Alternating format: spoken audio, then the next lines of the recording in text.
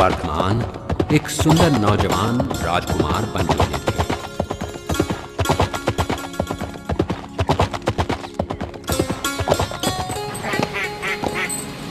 जियो और जीने दो के सिद्धांत के साथ अपने जीवन पथ पर आगे चल रहे थे। वो अपने माता पिता और बड़े भाई से बहुत प्यार करते थे। वर्धमान संसार के किसी भी बंधनों में बंधना नहीं चाहते थे। अपने बड़ों के प्रति आदर और प्रेम की वजह से वसंतपुरा की राजा समरवीरा की सुपुत्री यशोदा से उन्होंने विवाह किया। गृहस्थ जीवन काल में वर्धमान को एक पुत्री हुई। उसका नाम रखा गया प्रियदर्शना। अपनी पत्नी यशोदा और पुत्री प्रियदर्शना के साथ गृहस्थ जीवन बिताते हुए भी वर्धमान का मन संसार से विरक्त था। उनकी खोज कुछ और ही थी, उनका ध्येय कुछ और ही था। क्षत्रिय कुंड में शाही घराने के दिन प्रसन्नता से व्यतीत हो रहे थे। समय रुकता नहीं। काल चक्र ने समय के साथ महाराजा सिद्धार्थ और महारानी त्रिशला को अपनी असीम गहराई में समा लिया। दोनों आत्माओं ने साधना में देह त्याग किया। वर्धमान को अपना रास्ता साफ नजर आ रहा था और उनके बड़े भाई नंदीवर्धन को वर्धमान राजा के रूप में नजर आने लगे। वर्धमान, मैं आपको राजा के रूप में देखना चाहता हूं। मैं आपका राज्याभिषेक करना चाहता हूं। भैया, मेरा राज्य तो प्रेम और करुणा का राज्य है और इस राज्य को जीतने के लिए मुझे इस जगत का त्याग करना होगा। वर्धमान, मैं आपके उच्च विचारों का आदर करता हूं, लेकिन माता पिता की मृत्यु का दुख अभी ताजा है। कम से कम 2 साल तक आप ये संसार त्याग का विचार छोड़ दें। ठीक है भैया, लेकिन 2 साल के बाद आप मुझे रोकेंगे नहीं? इस तरह 1 साल समाप्त हुआ। देवलोक से 9 लोकांतिक देव वर्धमान के सामने प्रकट हुए। हे पूजनीय देवों, प्रणाम। आप सभी मान्य वरों को एक साथ अपने समक्ष पाकर मैं धन्य हुआ। आज्ञा करें, मैं आपकी क्या सेवा कर सकता हूं? हे प्रभु, भक्ति के मार्ग की स्थापना करें। जगत के सारे जीव शांति और कल्याण के मार्ग की आतुरता से राह देख रहे हैं। यह तो एक बहुत ही सुखदायी इच्छा है जो समस्त जीवों की शांति और कल्याण के लिए है। मैं इसे अवश्य पूरा करूंगा। दीक्षा के 1 साल पहले ही वर्धमान ने दान धर्म करना शुरू किया। वे दान देते गए, यहां तक कि अपने लिए फूटी कौड़ी भी नहीं बचाई। और यही एक सच्चे सन्यासी की पहचान है। हे मेरे प्रियजनों, मैं आपका बहुत ही आभारी हूं। आपने मुझे संसार को त्यागने की अनुमति दी। यह एक दुर्लभ क्षण है, क्योंकि इस त्याग में आप सबकी अनुमति है। सभी की आत्माएं प्रसन्नता से रोमांचित हैं। भैया, मैं आपकी व्याकुलता और मेरे प्रति अपार प्रेम को समझ सकता हूं। आज आपने अपनी सारी अभिलाषाओं पर विजय प्राप्त करके अपना स्थान और भी ऊंचा कर लिया है। यशोदा प्रिय, तुम्हारी समझदारी की तरह तुम्हारी भावनाएं भी उत्तम हैं। आज तुम्हारे प्रति मेरे दिल में सम्मान अधिक बढ़ गया है। एक क्षत्रिय की पत्नी अपने पति को रणभूमि की ओर विदा करने से पहले उसके माथे पर शुभ चंदन का तिलक लगाती है। हे मेरे नाथ, आप तो जगत विजेता है। आपका यह त्याग समस्त जनों के कल्याण के लिए है। मेरी यही कामना है कि आप इस संसार के समस्त कष्टों को खत्म करें, अपने अंतिम लक्ष्य को हासिल करें। आप इस जगत के सर्वोच्च उद्धारक बने। आपकी यादें हमें हमेशा प्रेरणा देती रहेगी। अंततः वो घड़ी आ ही गई जब राजकुमार वर्धमान तीर्थंकर महावीर बनने निकल पड़े। कार्तिक मास के शुक्ल पक्ष का वो 10वां दिन था। वर्धमान ने पवित्र जल से अपना अंतिम स्नान किया। उन्हें चंदन का सुगंधित लेप लगाया गया। दैवी फूलों से बनी मालाएं उनके गले में पहनाई गईं। सफेद वस्त्र में हीरे जवाहरात से सजे हुए महावीर इतने सुंदर लग रहे थे कि सब उनको बिना पलक झपकाए निहार रहे थे। प्रासाद के बाहर चंद्रप्रभा पालकी तैयार खड़ी थी। बड़ी मात्रा में देवी देवताएं एवं हजारों लोग इस शुभ अवसर पर उपस्थित थे। स्वयं इंद्र भगवान और अन्य देवताओं ने मिलकर पालकी को उठाया।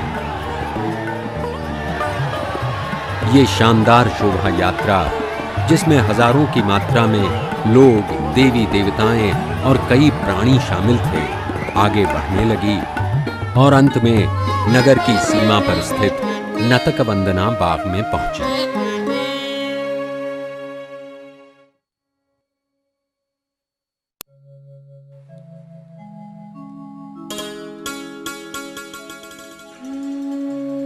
नतकवंदन बाग में अशोक के पेड़ के नीचे वर्धमान ने अपने गले की मालाएं और जेवर त्याग दिए। उन्होंने अपनी उंगलियों से अंगूठियां निकाली, माथे पर से मुकुट उतारा, कानों से कुंडल निकाले, बाजुओं से बाजूबंद उतारे, गले से मालाएं उतारी। उनके कुलवंश की आदरणीय स्त्री इक्ष्वाकु ने वहां पर आकर सारे जेवर समेटकर एक सफेद रेशमी वस्त्र में बांधे। हे राजकुमार, धन्य हो, आपका परिवार धन्य है, आपकी वंश परंपरा धन्य है, धन्य है आपके निर्मल हृदयी माता पिता। आप जो महाराज सिद्धार्थ और महारानी त्रिशला के पुत्र हैं, इक्ष्वाकु कुलवंश और कश्यप वंश परंपरा की संतान है, आज इस शुभ मार्ग पर जा रहे हैं। आपकी वीरता तो इस पूरे जगत को ज्ञात है, इसलिए लोग आपको महावीर कहते हैं।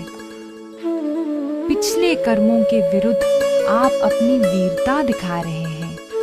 अपने वचनों का अनुपालन करने में शूरता और सावधानी का प्रदर्शन करें।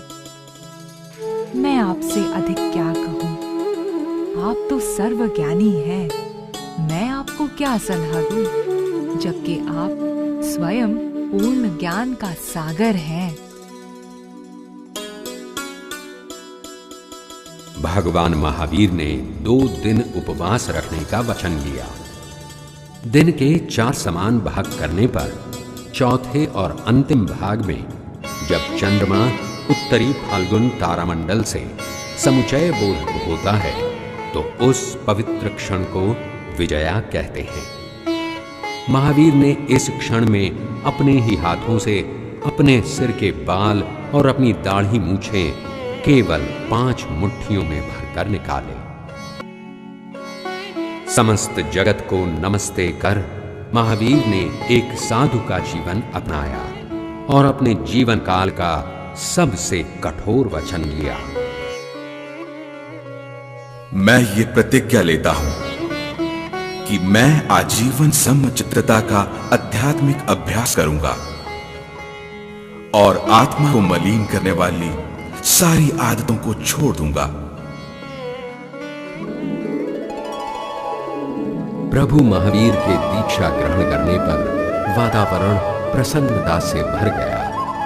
सारे संसार में मानो परम सुख की एक लहर सी दौड़ गई। हे महावीर, आज ये तीनों जग धन्य हुए। धन्य हुआ आज ये पूरा मानव समाज। आज 24वें तीर्थंकार के पवित्र दीक्षा के इस अवसर पर मैं आपको आपका शरीर ढकने के लिए ये वस्त्र देवदुष्य प्रदान करता हूं। कृपया आप इसे अपनाकर मुझे धन्य करें। महावीर जन्म से ही 3 प्रकार के ज्ञानों से अवगत थे। अब वे चौथे प्रकार के ज्ञान से भी अवगत हुए, जिससे वे दूसरों के मन की बात पढ़ने लगे। प्रभु महावीर की दीक्षा के शुभ अवसर पर मानव समुदाय के साथ साथ स्वर्गलोक के देवता भी बड़ी मात्रा में सम्मिलित हुए। तीर्थंकर महावीर के बड़े भाई राजा नंदिवर्धना उन्हें विदा करने आए।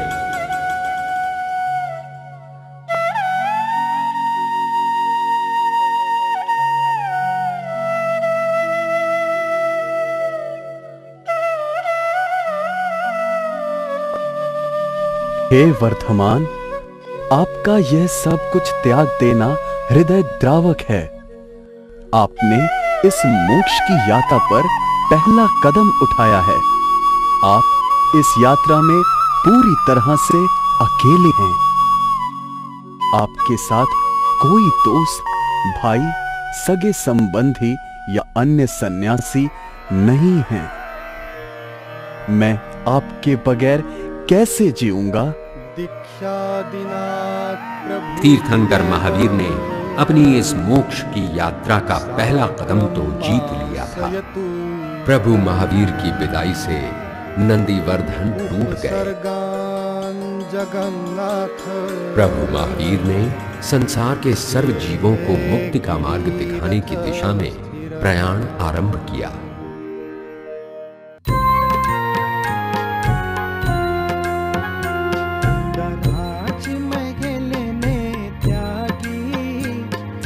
चालो रे जाय वैरागी, रूड़ा राज महल ने त्यागी, पेलो चालो रे जाय वैरागी। नथी कोई एनी संगाथे, नीचे धरती ने आभ छे माथे, हे तो निकलो खाली हाथे, इन लगनी अनेरी लागी, पेलो चालो रे जाय वैरागी। रूड़ा राज महल ने त्यागी, पेलो चालो रे जाय वैरागी, पेलो चालो रे जाय वैरागी, पेलो चालो रे जाय वैरागी।